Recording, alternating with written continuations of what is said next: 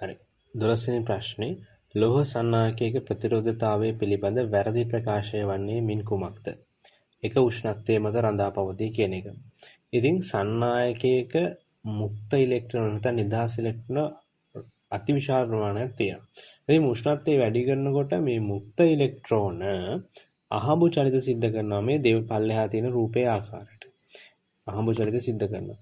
මේ හරි ඒ නිසා උෂ්ණත්වය වැඩි වෙද්දී මේ මුක්ත ඉලෙක්ට්‍රෝන චලනය නිසා ප්‍රතිරෝධය වැඩි වෙනවා. දිගෙහි බලපෑම. දිගට අනුලෝම සමානුපාතික වේ කියන එක.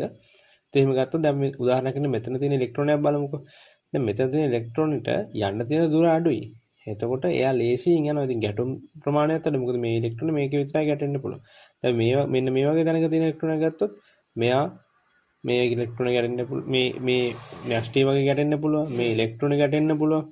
ඒ වගේ ගැටුම් අතිශය ප්‍රමාණයක් ඇති වෙන්න පුළුවන්. ඒ නිසා මෙයාගේ ගමනට මේ දිග වැඩිවීම ලොකු බලපෑමක් එල්ල කරනවා. ඒ නිසා දිග වැඩිවීම අනුලෝම සමානුපාතික වේ කියන කතාව හරි. දිග වැඩි වෙන්න ප්‍රතිරෝධතාවය වැඩි වෙනවා. ඊට පස්සේ 3 හරස්කඩ වර්ගඵලයට ප්‍රතිලෝම සමානුපාතික වේ කියන එක. දැන් අපි උදාහරණයක් හැටියට ගන්න ලොකු පාරක් තියෙනවා ආකාරයක් කෙලවගෙන යනවා. එතකොට ලොකු කටක් තියෙන පාරේ නැත්නම් ලේන් එක ලොකු පාරේද යන්න ලේසි, ලේන් එක කුඩා පාරේද? හැප්පෙන්නේ නැතුව යන්න ලේසි, ලේන් එක ලොකු පාරේ. ඒ නිසා ලේන් එක ලොකු වෙනකොට ප්‍රතිරෝධතාවය අඩු වෙනවා. ඊට තුන්වෙනි උත්තරෙත් හරි. ඒ නිසා වැරදි උත්තරය වෙන්නේ 4. කාබන් ඩයොක්සයිඩ් සහ නයිට්‍රජන් යන වායුවල නියඳි දෙකක් වායු සරාවල රැස් කර ගැනීම සඳහා විසර්ජක නල පිහිට යුතු ආකාරය මින් කුමක්ද කියලා අහනවා. දැන් මෙතන තියෙන්නේ වායුන් වල ඝනත්වය සම්බන්ධ කතන්දරයක්. සාමාන්‍ය වාතයේ ඝනත්වයට වැඩිය ඔක්සිජන් වායුවේ ඝනත්වය වැඩි. සාමාන්‍ය වාතයේ ඝනත්වයට වඩා හයිඩ්‍රජන් වායුවේ ඝනත්වය අඩුයි. එතකොට අපි දන්නවා සාමාන්‍ය ද්‍රවයක් ගත්තාම අපි ගමු ජලය අපි හිතමු සාමාන්‍ය වාතය කියලා. ජලයට ඝනත්වය වැඩි කෙනෙක් දැම්මොත් එහෙම එයා ජලයේ යටට යනවා. ඝනත්වය අඩු කෙනෙක් දැම්මොත් එයා ජලයේ උඩ පාවෙනවා. අන්නේ සංසිද්ධියම තමයි මෙතන වෙන්නේ. දැන් අපි මේ සාමාන්‍ය වාතයේ ඇතුළේනේ මේව එකතු කරගන්නේ. ඒතර අපි කාබන් ඩයොක්සයිඩ් දැම්මොත් නිදහස් කරලා සාමාන්‍ය වාතයක පල්ලෙහාට යන. ඒ නිසා පල්ලෙහාට යනවා නම් අපි කරන්න ඕනේ පල්ලෙහායින් ආවරණයක් දාලා ඒක රඳව ගන්න ඕනේ. ඒ එහෙමනම් අපි කාබන් ඩයොක්සයිඩ් නිදහස් කරන්න ඕනේ පල්ලෙහා වහපු වායු සරාවකට. ඒ නිසා උත්තරේ 1 හෝ 4 වෙන්න පුළුවන්. ඊට පස්සේ හයිඩ්‍රජන් මොකද වෙන්නේ? හයිඩ්‍රජන් සාමාන්‍ය වාතය නිදහස් කරපුවාම එයාලා උඩට යන්න බලන්නේ. එහෙනම් උඩින් ආවරණය කරන්න ඕනේ. හරි? දැන් උඩින් ආවරණය කරන්න ඕනේ. එතකොට උඩින් ආවරණය කරපු උත්තර තියෙනවා 4 3 කියන උත්තර වල. දැන් කාබන් ඩයොක්සයිඩ් පල්ලෙහාන් ආවරණය කරලා තියෙන්න ඕනේ කිව්වා. හයිඩ්‍රජන් එක උඩින් ආවරණය කරලා තියෙන්න ඕනේ කිව්වා. එතකොට එහෙම බලනකොට උත්තරේ 4 තමයි මේකට ගැලපෙන්නේ. සංශ්ලේෂිත රේඛීය බහුවවල ගුණයක් නොවන්නේ මින් කුමක්ද? අපි බලමු සංශ්ලේෂිත රේඛීය බහුවවයක් කියන්නේ මොකක්ද කියලා. තනි එක බොහොමයක් රේඛීයව එකතු වීමෙන් හැදෙන කෘත්‍රිම බහුවවයක් වලට අපි කියනවා සංශ්ලේෂිත බහුවවය කියලා. ඉතින් මේවල උදාහරණ තමයි පොලිතීන්, නයිලෝන්, PVC වගේ දේවල්. ඉතින් ඔයාලා දන්නවා මෙතන උත්තර බැලුවොත් එහෙම මේවා පහසුවෙන් ජෛව ආයනය වෙනවද? නැහැ. පහසුවෙන් ජෛව ආයනය වෙන්නේ නැහැ. ඉතින් මේවා අවුරුදු ගණනාවක් පොළවේ තියෙනවා. ජෛව ආයනය කියන්නේ ස්වභාවිකම ජීර්ණයට ලක්වීම. ඉතින් මෙතන ස්වභාවික ජීර්ණයට ලක් වෙන්නේ නැහැ. ලොකු කාලයක් ගත වෙනවා. ඒතකොට මෙතන සරලවම උත්තරේ බලපු ගමන් පළවෙනි එක කියලා වාට හොයාගන්න පුළුවන්. ඒ වගේ තමයි 10 වෙනවා. හරි? මේක ඇත්තටම 10 වෙනවා. හරි? ඒ වගේ අම්ල වලට ප්‍රතිරෝධී සහ විද්‍යුත් පරිවාරය. දැන් ඊටිකොල ප්ලාස්ටික් තුලින් කරන්ට් එක යන්නේ නැහැනේ. ඒ විදිහට ගත්තොත් එහෙම 2 3 4 කියන උත්තර හරි. හැබැයි පළවෙනි උත්තරේ වැරදි. කියන්නේ බහුභාවයක් වල ගුණයක් නෙවෙයි පහසුවෙන් ජෛව ආයනය කියන එක. නිසා 14 උත්තරේ 1.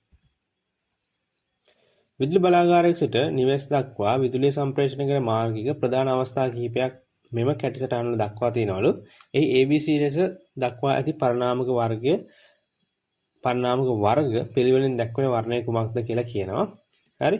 අපි දන්නවා ප්‍රධාන වශයෙන් පරිණාමක දෙකක් තියෙනවා. එකක් තමයි අවකර පරිණාමක, අනිත් එක තමයි අධිකර පරිණාමක. අවකර පරිණාමක වෙන්නේ වැඩි වෝල්ටීයතාවයක් අඩු වෝල්ටීයතාවයක් දක්වන පරිවර්තනය කිරීම අධිකර පරිණාමකයක වෙන්නේ අඩු වෝල්ටීයතාවයක් වැඩි වෝල්ටීයතාවයක් දක්වා පරිවර්තනය කරන එක. එතකොට අවකර පරිණාමකයක ප්‍රාථමික දඟලේ පොට සංඛ්‍යාවට වඩා ද්විතීයික දඟලේ පොට සංඛ්‍යාව අඩුයි. අධිකර පරිණාමකයක ප්‍රාථමික දඟලේ පොට සංඛ්‍යාවට වැඩිය ද්විතීයික දඟලේ පොට සංඛ්‍යාව වැඩි. දැන් අපි මොකද කරන්න ඕන මෙතන අපෙන් ප්‍රශ්නය අහන්නේ මේක එක අවස්ථා දක්වලා තියෙනවනේ මේකෙන් මෙන්න මේ අවස්ථාවට පරිවර්තනය කරගන්න පළවෙනි අවස්ථාව ඉඳලා දෙවෙනි අවස්ථාවට පරිවර්තනය කරගෙන මොන පරිණාමයකද දන්න ඕනේ කියලා තමයි ඒගොල්ලෝ අහන්නේ. හරි. දැන් මෙතන තියෙනවා පළවෙනි එකේ 11 කිලෝවෝල්ට් ඉඳන් 220 කිලෝවෝල්ට් දක්වා වැඩි කරලා තියෙනවා. එහෙනම් මොකක්ද අපි පාවිච්චි කරන්න ඕනේ? අධිකර පරිණාමකයක්. අධිකර පරිණාමකයක් පාවිච්චි කරලා තමයි අඩු වෝල්ටීයතාව වැඩි වෝල්ටීයතාව බඩපත් කරන්නේ.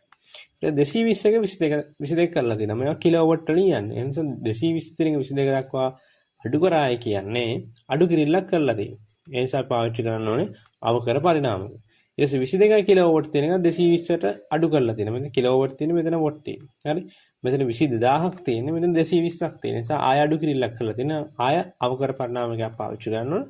එහෙනම් අධිකර අවකර තමයි පරිණාමක පාවිච්චි කරන්න ඕනේ. එහෙම ගත්තාම උත්තරේ 1. මානව හෘදයේ වඩාත් ඝනකම් බිත්තිය ඇත්තේ කුමන කුටීරයෙන්ද කියලා ප්‍රශ්නය අහනවා. ඉතින් මේක අපි හිතුවොත් එහෙම ශරීරයේ පුරාම රුධිරය ගෙනියන්න හෘදයෙන් එක්තරා පාරක් විවෘත වෙනවා. ඒ පාර තමයි සංස්ථානික මහා ධමනිය. ඒ සංස්ථානික මහා ධමනිය මුළු ශරීරයේ පුරාම රුධිරය ගෙනියන්න ලොකු පීඩනයක් හෘදයෙන් ලබා දෙනවා. ඒ පීඩනය ලබා දෙන්න නම් ඒ අදාළ හෘදයේ තියෙන ඒ කුටීරය ටිකක් ශක්තිමත් වෙනවා යාගේ බිත්ති.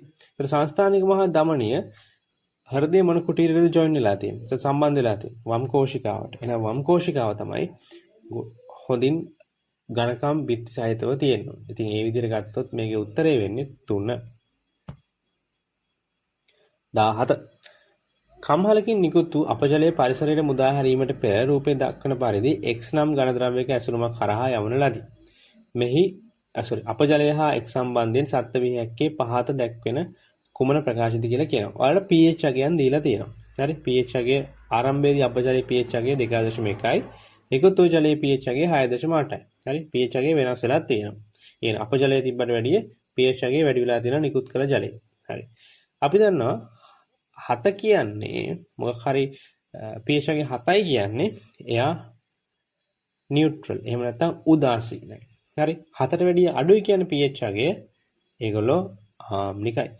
pH අගය 4ට වැඩිය වැඩි කියන්නේ ඒගොල්ලෝ බාෂ්මිකයි. හරි. එතකොට මේ අපජලය කියන එක pH අගය 2.1යි එහෙනම් එයා ආම්ලිකයි. එහෙම බැලුවොත් එහෙම උත්තරේ 1 සහ 3 කියන දෙක හරි අනිත් දෙක වැරදි. ඊට පස්සේ මෙතන මොකද වෙලා තියෙන්නේ? මෙතන pH අගය අඩු එකක් තිබ්බ එක pH අගය වැඩි වෙලා තියෙනවා. හරි pH අගය වැඩි වෙලා තියෙනවා. ඒ කියන්නේ මෙතන මේ ආම්ලිකතාවයේ කවුරු හරි කෙනෙක් මෙතන ඉඳගෙන අඩු කරලා තියෙනවා. හරි උදාසීන කරන්න ලං කරලා තියෙනවා. හරි එහෙනම් ආම්ලික කෙනෙක්ව උදාසීන කරන්න කවුද පාවිච්චි කරන්න ඕනේ? බෂ්මයක්. එහෙනම් X කියන්නේ බෂ්මයක්. හරි එතකොට මෙතන බැලුවොත් හරි උත්තර බැලුවොත් එහෙම හුණුගල් කියලා කෙනෙක් ඉන්නවා. හුණුගල් වල දන්නවා හුණුගල් බාෂ්මිකයි. හරි හුණුගල් බාෂ්මිකයි. හුණුගල් බාෂ්මිකයි. ඒ නිසා X කියන්නේ අපජලයේ එයා ආම්ලිකයි. අපජලයේ ආම්ලිකයි X කියන්නේ එහෙනම් හුණුගල්. මේ විදිහට බැලුවොත් උත්තරේ 17ට 3. සෝඩා බීම බෝතලයක මෝඩිය විවෘත කළ විට කාබන් ඩයොක්සයිඩ් වායු බුබුළු නිදහස් වේ. තවද ශීතකරණයකින් ගත් සෝඩා බීම බෝතලයක් විවෘත කළ විට වායු බුබුළු පිටවෙන වේගයට වඩා වැඩි වේගයකින් ඉන් පිටත තැබූ සෝඩා බෝතලයක් විවෘත කළ විට වායු බුබුළු පිටවේ. මෙම නිරීක්ෂණය අනුව පහත් දැක්වෙන කුමන තත්ත්වයටද කාබන් ඩයොක්සයිඩ් ජල ද්‍රාවිතාවය වැඩි වෙන බව නිගමනය කළ හැකිද? හරි. ෆ්‍රිජ් එකේ තිබ්බ එක්කෙනා එළියේ තිබ්බ එක්කෙනා ෆ්‍රිජ් එකේ තිබ්බ එක්කෙනාට සාපේක්ෂව එළියේ තිබ්බ කෙනාගේ වාෂ්ප පීඩනය වැඩිලු. හරි. ෆ්‍රිජ් එකේ තිබ්බ එක්කෙනා සීතලයි එළියේ තිබ්බ එක්කෙනා උණුසුම්. එහෙනම් සීතලයේදී ජල ද්‍රාවිතාවය වැඩි. හරි. ජල ද්‍රාවිතාවය වැඩි. එහෙනම් අඩු උෂ්ණත්වයකදී පහළ උෂ්ණත්වයකදී ජල ද්‍රාවිතාවය වැඩි. ඒ වගේම තමයි ওই බීම බෝතල හදන්නේ ගොඩක් ප්‍රෙෂරයිස් කරලා නැත්නම් පීඩනය වැඩි කරලා. ඒතර පීඩනය වැඩි කරන්න ඒවා ජලයේ දිය වෙන ප්‍රමාණය වැඩි වෙනවා. මොකද උඩින් පීඩනය වැඩි කරනකොට එයාලා ජලයේ දිය වෙන ප්‍රමාණය වැඩි වෙනවා. හරි. එහෙනම් වැඩි පීඩනයේදී ජල ද්‍රාව්‍යතාවය වැඩි වෙනවා. ඒ වගේම පහළ උෂ්ණත්වයේදී ජල ද්‍රාව්‍යතාවය වැඩි වෙනවා. එහෙනම් උත්තරේ වෙන්නේ මොකද්ද? වැඩි පීඩනය සහ පහළ උෂ්ණත්වය. උත්තරේ 2. තල දර්පණයකින් සෑදෙන ප්‍රතිබිම්බයක් පිළිබඳව සත්‍ය ප්‍රකාශය වන්නේ මින් කුමක්ද? හරි. අපි ඒ රූප සටහන අඳිමුකෝ. මේ මෙතන තියෙන මේක තල දර්පණය. හරි. මෙතන තියෙන වස්තුව. ඔන්න පළවෙනි කිරණය මං අඳිනවා. ඒ පරාවර්තිත කිරණයත් මං ඇඳලා. හරි. මොකද තල දර්පණයේ ලම්බකව පතනය වුණොත් ඒ මාර්ගය ඔස්සේම නැවත ගමන් කරනවා. ඊට පස්සේ ආනත කිරණයක් අඳිනවා. ඒක ඔන්න පරාවර්තනය වෙලා යනවා. ඊට පස්සේ මේ කිරණ ආපස්සට දික් කරනවා. මෙන්න මේ වගේ තැනකදී නැවත ප්‍රතිබිම්බය නිර්මාණය වෙනවා. හරි. අපි බලමු මේ තියෙන උත්තරත් එක්ක මේ රූප සංසන්දනය කරලා ප්‍රතිබිම්බයේ වස්තුව තිබෙන පැත්තේම ඇති වේ. වැරදි. ප්‍රතිබිම්බයේ විශාලත්වය දර්පණයේ විශාලත්වය මත නදා පවතී. නෑ. ඔය මේ විදිහම රූපයක් ඇඳුවොත් එහෙම හරි දර්පණය පොඩි එකක් කරලා මේ වගේ පුංචි රූපයක් දාලා මේ ප්‍රතිබිම්බයේ විශාලත්වය නදා පවතින වස්තුවේ විශාලත්වය මත. ඒ නිසා මේ උත්තරේ වැරදි. 3. ප්‍රතිබිම්බයේ පාර්ශ්වික අපවර්තනයේ ලක් වී ඇත. හරි. ඒක තමයි උත්තරේ. ප්‍රතිබිම්බ දුර දර්පණයේ ජ්‍යාමිතික හැඩය මත රඳා පවතී. නෑ එහෙම එකක් මෙතන වෙලා නෑ. ඒ නිසා උත්තරේ 19ට 3.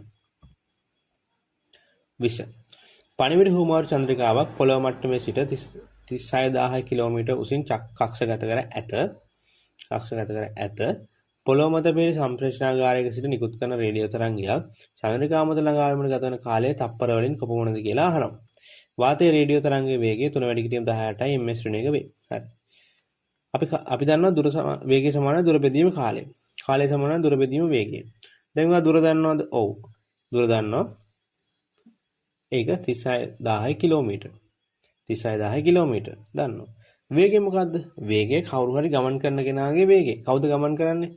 රේඩියෝ තරංගය. රේඩියෝ තරංගයේ වේගය කීයද? වාතයේ ගමන් කරන්නේ රේඩියෝ තරංගයේ වේගය 3 වැඩි කිරීම 18යි. හරි? 3 වැඩි කිරීම 18යි. මේ ටික මම ආදේශ කරා. එතකොට මට ලියන්න පුළුවන් 36000 වැඩි කිරීමේ කිලෝ කියන එක 10 3ක්. එහෙම නැත්නම් 1000ක් කියලා ලියන්න පුළුවන්. මේක තමයි ලියලා තියෙන්නේ. හරි? 1000ක් කියලා ලියන්න පුළුවන්. එතකොට දැන් අපි මෙතන ඔක්කොම උත්තර ගත්තොත් එහෙම මේවා තියෙන්නේ මේ 10ට 10ට 10 7. හරි? මට පුළුවන් මේ විදිහට මේක ලියන්න. හරි? මෙතන මට ලියන්න පුළුවන් 36000 3.6 වැඩි කිරීම 10 4ක් කියලා. 3.6 වැඩි කිරීම 10 4ක්. හරි එතකොට මම දන්නවා සමාන පාදවල බලයන් එකතු වෙන අතර 3.6 වැඩි කිරීම 10 4 වැඩි කිරීම 10 3. එතකොට මොකක්ද වෙන්නේ? 3.6 වැඩි කිරීම 10 7ක්. හරි ඒක තමයි මම මේ ලියලා තියෙන්නේ. 3.6 වැඩි කිරීම 10 7 බෙදීම 3 වැඩි කිරීම 18. මෙතන තියෙන්නේ ms ශ්‍රේණිය වලින්. හරි? මෙතන තියෙන්නේ මීටර වලින්, මෙතන තියෙන්නේ ms ශ්‍රේණිය වලින්. එතන මේ m m කැපිලා ගියාට පස්සේ අපිට එන්නේ උත්තරේ තත්පර වලින්. එහෙනම් 3.6 වැඩි කිරීම 10 7 බෙදීම 3.8 කියන උත්තරයක් තියෙනවද? ඔව් තියෙනවා. මොකද්ද? උත්තරේ 4. එක්තරා ආහාර නිස්සාරකයකට බෙනඩික් ද්‍රාවණයෙන් ස්වල්පයක් එක්ක රත් කළ විට වර්ණ විපර්යාසයක් සිදු නොවිය. හරි? වර්ණ විපර්යාසයක් සිද්ධ වෙලා නැහැ. පසුවේට තනකො සල්ෆියුරික් අම්ල ස්වල්පයක් එක්කල විට ද්‍රාවණය තැඹිලි පහයට හැරුණි. මෙම ආහාර නිස්කාරකයේ අඩංගු විය හැකි පෝෂකය වන්නේ. හරි. අපි දන්නවා ග්ලූකෝස් වලට බෙනඩික් ද්‍රාවණය දාලා රත් කරොත් එහෙම එයා අවසානයේ තැඹිලි පාට වර්ණයට පත් වෙනවා. හැබැයි සුක්‍රෝස් වලට බෙනඩික් ද්‍රාවණය දාලා රත් කරොත් එහෙම එයාගේ වර්ණ විපර්යාසයක් වෙන්නේ නැහැ. හැබැයි තනකො සල්ෆියුරික් අම්ලය දාලා රත් කරොත් එහෙම එයා අන්තිමට තැඹිලි පාට වෙනවා. මේ තනකො සල්ෆියුරික් අම්ලය දාපුවම මොකද වෙන්නේ? සුක්‍රෝස් කියන කෙනාව ග්ලූකෝස් සහ ෆ්‍රුක්ටෝස් පාටපත් වෙනවා. දැන් ග්ලූකෝස් වලට පුළුවන් බෙනඩික් එක ප්‍රතික්‍රියා කරලා දුඹුරු පාට දෙන්න, තැඹිලි පාට දෙන්න. අන්න ඒ නිසා තමයි මෙතන මේ තැඹිලි පාටක් ඇති වෙන්නේ. ඉතින් මේ අපි මෙයාලා කියන කතාවට ගැලපෙන්නේ කවුද? සුක්‍රෝස්. මොකද එයාලා නිකන් තනකො බෙනඩික් ද්‍රාවණය දැම්මට පාටක් ඇවිල්ලා නැහැ. හැබැයි තනකො සල්ෆියුරික් දාලා රත් කරනකොට තැඹිලි පාට ඇවිල්ලා තියෙනවා. හරි. ඒ නිසා එහෙම ගත්තාම මෙතන උත්තරේ මොකද්ද? සුක්‍රෝස් 2.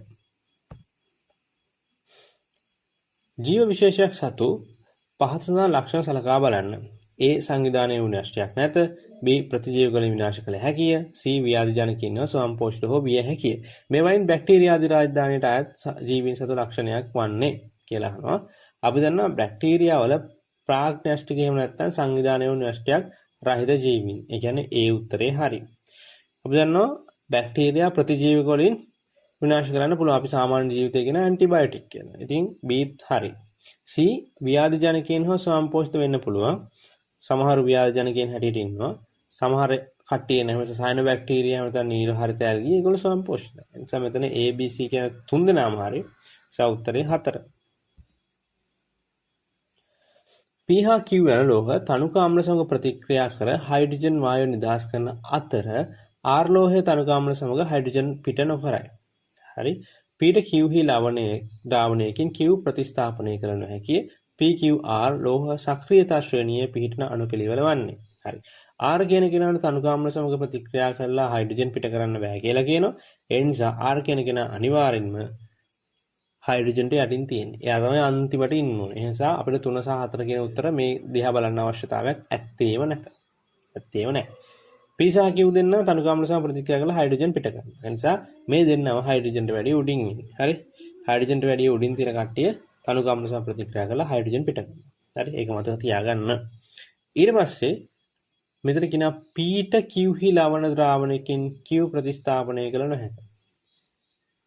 සක්‍රියතා ශ්‍රේණියේ උඩ ඉන්න කෙනෙක්ට පුළුවන් පල්ලෙහා ඉන්න කෙනෙක්ගේ ලවණ ද්‍රාවණයකින් පල්ලෙහා ඉන්න මූලද්‍රව්‍ය ප්‍රතිස්ථාපනය කරන්න. හරි. උඩ ඉන්න කෙනාට පල්ලෙහා ඉන්න කෙනෙක්ගේ ලවණ ද්‍රාවණයෙන් එම මූලද්‍රව්‍ය ප්‍රතිස්ථාපනය කරන්න පුළුවන්. හරි. මෙතන කියන්නේ Pට Q ගේ ලවණ ද්‍රාවණයකින් Q ප්‍රතිස්ථාපනය කරන්න බැහැලු. එහෙනම් කවුද උඩ වෙන්නේ? උඩ ඉන්නේ Q. P තමයි ඊට පස්සේ ඉන්නේ. Pට Q උඩ ඉන්න නිසා තමයි Pට බැරි Q ගේ ලවණ ද්‍රාවණයකින් Q ප්‍රතිස්ථාපනය කරන්න. එහෙනම් උඩ ඉන්නේ Q, ඊළඟට ඉන්නේ P, අන්තිමට ඉන්නේ R. උත්තරේ 2. ජලය පුරවා හොඳින් මෝඩිය වසා ඇති ප්ලාස්ටික් බෝතලයක් තුළ ගිලී පිළෙනසේ ඒ ලෙස නම් කර ඇති සැකැස්මක් ඇතුළු කර ඇත. හරි. බෝතලයේ මැදින් තෙරපන විට ඒ සැකැස්ම බෝතලයේ පහළට ගමන් කරයි. මෙයට හේතුව වන්නේ මේක හොඳ හිතන්න පුළුවන් හිතන්න දෙයක් තියෙන ලස්සන ගානක්. හරි. මේ රූපේ දිහා හොඳින් බලන්න ඕනේ. හරි. රූපේ බෝතලය හොඳින් පුරවලා තියෙනවා. හැබැයි පොඩ්ඩක් මෙතන බැලුවොත් එහෙම මෙතන තියෙනවා හිස් අවකාශයක්. වාත ප්‍රමාණයක්. මේ බෝතලයේ මිරිකුවාම මේ වටේ මිරිකුවාම මේ එළියේ තියෙන වතුර වලට මේ පාට කරලා තියෙන වතුර වලට යන්න දිහාවක් නැහැ. මොකද මෝඩිය තදින් වහලා තියෙනවා. ඒ නිසා මේ වතුර වලට මෙන්න මේ ඇතුළට යන්න පුළුවන්. වතුර වලට මේ හිස් අවකාශය යන්න පුළුවන් මේ වායුව තෙරපගෙන. හරි. වායුව තෙරපගෙන ඇතුළට යන්න පුළුවන්. හරි. අපි උඩුකුරු තෙරපුම කියන එක කියන්න පුළුවන් විස්ථාපිත තරල පරිමාණය බර කියලා. හරි. උඩුකුරු තෙරපුම කියන්නේ විස්ථාපිත තරල පරිමාණය බර. අපිට උඩුකුරු තෙරපුම ආයෙ ලියන්න පුළුවන් විස්ථාපිත තරල පරිමාණය බර කියන්නේ විස්ථාපිත තරල පරිමාව ඝනත්වය සහ ගුරුත්වය තුරණය. හරි. සාමාන්‍ය විදිහට අපි මෙයාගේ බර ලිව්වා. සාමාන්‍ය විදිහට බරක් ලියන්න පුළුවන් පරිමාව ඝනත්වය සහ ගුරුත්වය ත්වරණය වැඩි කරලා. හරි. ඝනත්වය වැඩි කරලා. ඔන්න දැන් බර ලියලා තියෙනවා. ඒතර ඝනත්වය සහ ගුරුත්වය ත්වරණය මේ අවස්ථා දෙකේම එකයිනේ. එහෙනම් අපි ඒක නියත නිසා අපිට කියන්න පුළුවන් උඩුකුරු තෙරපුම අනුලෝම සමානුපාතික විස්ථාපිත තරල පරිමාවේ බර කියලා. විස්ථාපිත තරල පරිමාවේ බර. පළවෙනි අවස්ථාවේ විස්ථාපිත තරල පරිමාව තමයි මෙන්න මේ උස. හරි. පළවෙනි අවස්ථාවේ තරල පරිමාව බර මෙන්න මේ උස. දෙවෙනි අවස්ථාවේ තරල පරිමාවය බර කොච්චරද? මෙච්චරයි. හරි. විස්ථාපිත තරල පරිමාව මෙච්චරයි. මේ චුට්ටයි. එහෙනම් පළවෙනි අවස්ථාවට සාපේක්ෂව දෙවෙනි අවස්ථාවේ විස්ථාපිත තරල පරිමාව අඩුයි. විස්ථාපිත තරල පරිමාව අඩුයි කියන්නේ උඩුකුරු තෙරපුම මොකද වෙලා තියෙන්නේ? අඩුයි. විස්ථාපිත තරල පරිමාව අඩුයි කියන්නේ උඩුකුරු තෙරපුම අඩුයි. කලින් බර mg. දැන් බරත් mg. එතකොට කලින් මෙයා සමතෙත් වෙලා හිටියා u සමානයි mg කියලා. දැන් එහෙම වෙන්න විදියක් නැහැ. දැන් මේ උඩුකුරු තෙරපුම u ට වැඩිය අඩුයි. u ට වැඩිය අඩුයි. ඒ හින්දා කලින් mg තිබිලා සමතුලිතව හිටියනම් මේ වෙලාවේ u ට වැඩිය අඩුයි නම් මොකද වෙන්න ඕනේ? මෙයා හිමීට පල්ලෙහාට යන්න ඕනේ. හරි. ඒ හින්දා මෙතන මේක පැහැදිලි කරන උත්තරය තියෙන්නේ 3 ඒ මත යෙදෙන උඩුකුරු තෙරපුම් බලය අඩුවීම. ඒ නිසා තමයි මේක පල්ලෙහාට යන්නේ. 24 උත්තරේ 3. 25 චලිත තරංග චලිතය හා සම්බන්ධ ප්‍රකාශ තුනක් පහත දැක්වේ. ඒ තීරයක් තරංග ගමන් කරන්නේ මාධ්‍ය අංශු කම්පණය වන දිශාවට ලම්බක දිශාවක් ඔස්සේය. ඒ උත්තරේ හරි. B අන්වයම තරංගවල නිදහස් අවකාශයේ ගමන් කරන්න පුළුවන්ද? බැහැ. මොකද ඒගොල්ලෝ අංශු නැත්නම් මාධ්‍යයක් අවශ්‍යයි එයාට චලනය වෙන්න. හරි. B උත්තරේ වැරදි. C විද්‍යුත් චුම්බක තරංග ඕනෑම මාධ්‍යයක එකම වේගයෙන් ගමන් කරයි නැහැ. අපි කියනවා රික්තයක් තුලදී විද්‍යුත් චුම්බක තරංගයක වේගය ආසන්න වශයෙන් 3 වැඩි කිරීම 10 8ක් කියලා. නමුත් අනිත් ඕනෑම මාධ්‍යයක ගත්තොත් එහෙම ඒ වේගය ඊට වැඩිය අඩු වෙනවා. ඒතර ඒ විදිහට බැලුවොත් එහෙම B සහ C වැරදි. ඉතුරු වෙන්නේ නිවැරදි ප්‍රකාශනේ A. අපෙන් අහන නිවැරදි ප්‍රකාශය. ඒතර නිවැරදි ප්‍රකාශය A. එනම් උත්තරේ 1. 26 A හා B ද්‍රාවණ දෙකක් අතරින් A ද්‍රාවණයට පිනොප්තලීන් බිඳු කිහිපයක් දැමූ විට වර්ණ විපර්යාසයක් සිදු නොවිය. A ද්‍රාවණයට පිනොප්තලීන් දෙමන වර්ණ විපර්යාසයක් වෙලා නැහැලු. සමාන සාන්ද්‍රණයෙන් A හා B ද්‍රාවණ සමාන පරිමාණ මිශ්‍ර කර ප්‍රතික්‍රියා වීමට ඉඩ හැරිය විට සීහි ජලීය ද්‍රාවණයක් ලැබුණු අතර එහි pH අගය 7කි. A B හා C ද්‍රාවණ විය හැක්කේ මින් කුමක්ද කියලා අහනවා. හරි. A හා B ද්‍රාවණ දෙක මිශ්‍ර කරලා සමාන සාන්ද්‍රණයක සමාන පරිමාණ මිශ්‍ර කරලා pH 7ක් වුණා කියන්නේ මේ දෙන්න A සහ B කියන්නේ අම්ලිකුයි බෂ්මිකුයි. අම්ලිකුයි බෂ්මිකුයි මිශ්‍ර කරලා සමාන සාන්ද්‍රණ සමාන පරිමාණ වලින් අරගෙන මිශ්‍ර කරලා pH අගය 7ක් වෙච්ච නැත්නම් උදාසීන ද්‍රාවණයක් හදලා තියෙනවා. දැන් A හා B කියන්නේ අම්ල සහ බෂ්ම. හරි. එතකොට A ද්‍රාවණයට පිනොප්තලීන් බිඳු කීපයක් දැම්මම වර්ණ විපර්යාසයක් වෙලා නැහැ. ඒ කියන්නේ A කියන්නේ A අකුර A කියන්නේ අම්ලයක්. ඒ කියන්නේ අම්ලයක්. මොකද අපි දැනගත්තා A සහ B කියන්නේ අම්ල බෂ්ම. එතනින් A කියන්නේ අම්ලයක්. හරි. බෂ්මයකට පිනොප්තලීන් දැම්මම ඒක රෝස පාටට හැරෙනවා. A කියන්නේ අම්ලයක්. හරි. අපෙන් අහනවා ABC පිළිවෙලින්. A කියන්නේ මෙතනින් මොකද්ද? අම්ලයක් කියවනේ. එහෙනම් මෙතන HCl මුලට තියෙන උත්තර තියාගමු. ඒ නිසා 1 සහ 2 තියාගමු. හරි. එතකොට C කියන්නේ මොකද්ද? C